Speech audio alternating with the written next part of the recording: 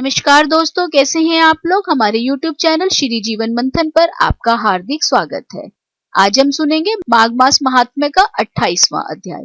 लेकिन दोस्तों, वीडियो शुरू करने से पहले मेरा आपसे अनुरोध है कि हमारे चैनल को सब्सक्राइब करना ना भूलें और बेल आइकन के बटन को दबाइए ताकि हमारे चैनल से संबंधित ताजा अपडेट्स आपको मिलती रहें।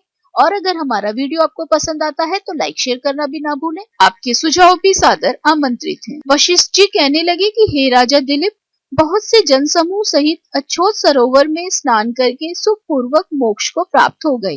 तथा लोमश जी कहने लगे, संसार रूपी इस तीर्थ राजा को सब श्रद्धा पूर्वक देखो। यहाँ पर 33 करोड़ देवता आकर आनंद पूर्वक रहते हैं। यह अक्षय वट है जिनकी जड़ें पाताल तक गई हैं।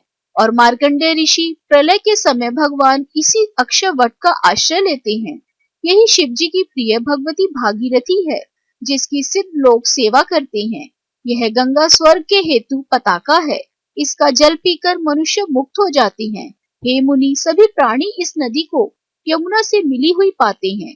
इसका संगम बड़े पुण्य से प्राप्त होता है। इसके स्नान से जन्म मृत्यु रूपी दावानल से कोई नहीं तपता, परंतु ज्ञान प्राप्त करके मुक्त हो जाता है। यहाँ पर स्नान करने से सभी प्राणी बिना ज्ञान के भी मुक्त हो जाते हैं। इसीलिए ब्रह्मा जी ने यहाँ यज्ञ करने की इच्छा की थी। इसी संगम में भगवान विष्णु ने स्त्री प्राप्ति की इच्छा से स्नान करके लक्ष्मी जी को प्राप्त किया।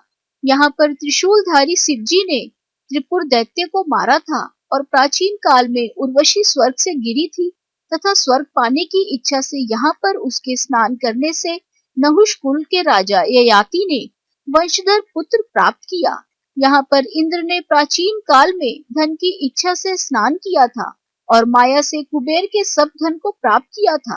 प्राचीन काल में नारायण तथा नर ने हजारों वर्ष तक प्रयाग में निराहार रहकर उत्तम धर्म किया था। यहाँ से जैगाशव्य सन्यासी ने महादेव सी जैसी शक्ति वाले से विजय पाई थी तथा अड़िमा आदि योग के अति दुर्लभ ऐश्वर्य प्राप्त किए थे। इसी क्षेत्र में तपस्या करके श्री भारद्वाज सप्त ऋषियों में सम्मिलित हुए। जिन्होंने भी यहाँ स्नान किया सबको स्वर्ग की प्राप्ति हुई। इसीलिए हमारे विचार से तुम त्रिवेणी में स्नान करो। इस स्नान से पहले किए हुए तुम्हारे सब पाप नष्ट हो जाएंगे और संपूर्ण वैभवों को प्राप्त हो जाओगे। ऋषि के इस प्रकार के सत्य वचन सुनकर सभी त्रिवेणी में स्नान करने लग गए और उसी स्नान करने से सबकी पिशाचता नष्ट हो गई।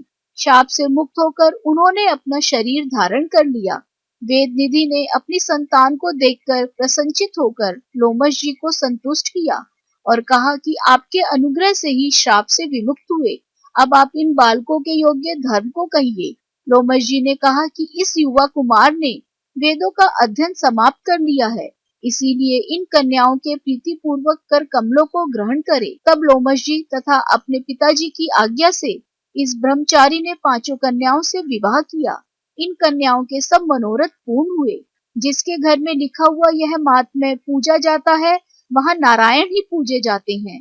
पुष्कर तीर्थ में, प्रयाग में, गंगा सागर में, देवालय में, कुरुक्षेत्र में तथा विशेष करके काशी में इसका पाठ अवश्य करना चाहिए।